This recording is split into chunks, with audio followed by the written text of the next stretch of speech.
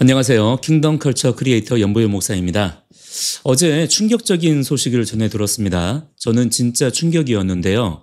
빌드업 코리아의 유튜브 채널이 일방적으로 삭제를 당했다는 것입니다. 그런데 여러분 정말 이해가 되십니까? 빌드업 코리아에서 다룬 내용이 무엇입니까? 제가 거기에 참석해서 작년에도 올해도 마찬가지로 제일 많이 들었던 말은요. 예수님이 온 세상의 왕이시다. 하나님만이 창조주이시다라는 것이었어요.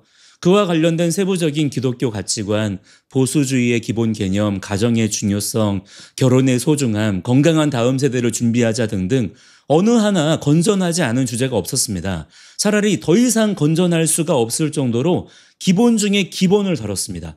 그런데 이게 어떤 이유로 채널 삭제 사유가 되는 거죠? 이번 집회에 참석하신 연사들, 찰리 커크를 비롯해서 다들 똑같이 그런 메시지를 전했습니다. 누구 하나 어떤 범죄자도 없었고요. 잘못된 분이 없었고요. 모두가 다 명망 높은 사회의 리더들이었고 또한 건전한 사고방식을 가지신 분들이었습니다. 그런데 지금 대체 한국 사회에서 어떤 일이 벌어지고 있는 것입니까? 찰리 커크가 순교한 이후로 빌드업 코리아에 대한 압박이 말도 안 되게 심해지고 있습니다. 그야말로 전방위적인 탄압이 시작이 된 것입니다. 왜 그렇습니까? 단순합니다. 건전한 가치, 건강한 보수주의, 가정을 세우고 다음 세대를 지키자는 목소리가 지금 이 사회의 좌파적인 흐름, 극좌적 흐름과 정면으로 부딪히기 때문입니다. 그런 식의 질서와 정의가 회복되고 세워지는 것을 극도로 두려워하고 싫어하는 존재들이 있는 거예요. 여러분 지금 불공정이 따로 없습니다. 정말 불합리한 처사가 아닐 수 없는 것입니다. 지금도 보십시오.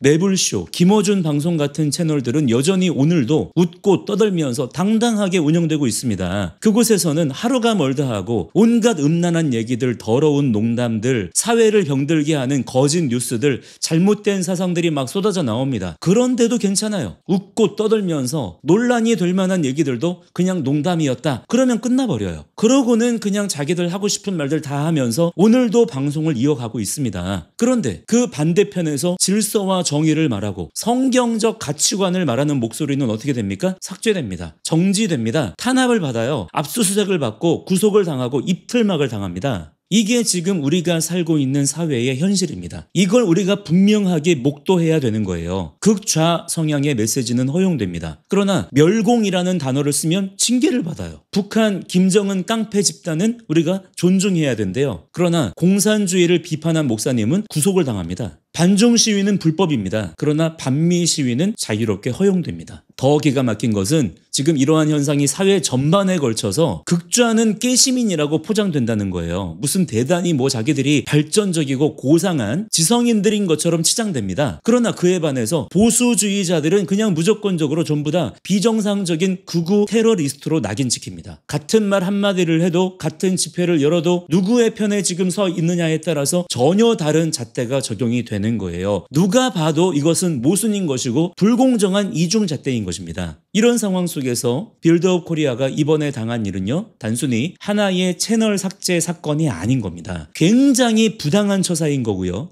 이것은 지금 우리 한국 사회 전체가 어떤 방향으로 흘러가고 있는지를 보여주는 상징적인 사건입니다. 매우 비정상적인 상황에 지금 놓여져 있다는 거죠. 그래서 저는 이 사건이 단지 빌드업 코리아만의 문제가 아니라고 생각합니다. 기독교적 가치관을 지키고 보수주의의 기본을 말하고 다음 세대를 지키고자 하는 모든 목소리가 앞으로 이런 위협을 받을 수 있다는 경고의 메시지가 우리에게 주어져 있는 거예요. 특히 빌드업 코리아에서 추구했던 가치가 무엇이냐면 건강하고 건전한 다음 세대를 키워내고자 하는 토양을 만들어 가자는 것이었거든요. 얼마나 중요합니까? 그런데 정면으로 그러한 무브먼트들을 막아서고자 하는 세력들이 지금 있다는 거예요. 저는 오늘 이 영상을 통해서 분명하게 말씀드리고 싶습니다. 우리가 이런 부분들 하나하나에 대해서 그냥 침묵하거나 방관해서는 안 된다는 것입니다. 건전한 가치를 말하는 목소리가 억압을 당하고 불의한 사상이 판을 치는 것을 보면서 그저 두려워서 입을 닫고 있을 수는 없는 것입니다. 자꾸 저한테 정치적 얘기 그만하라는 분들이 있는데 이게 어떻게 정치적 문제만으로 한정지어서 생각할 수가 있는 것입니까? 그냥 말 그대로 영적 전쟁의 한복판인 것입니다. 그 현장 자체인 거예요.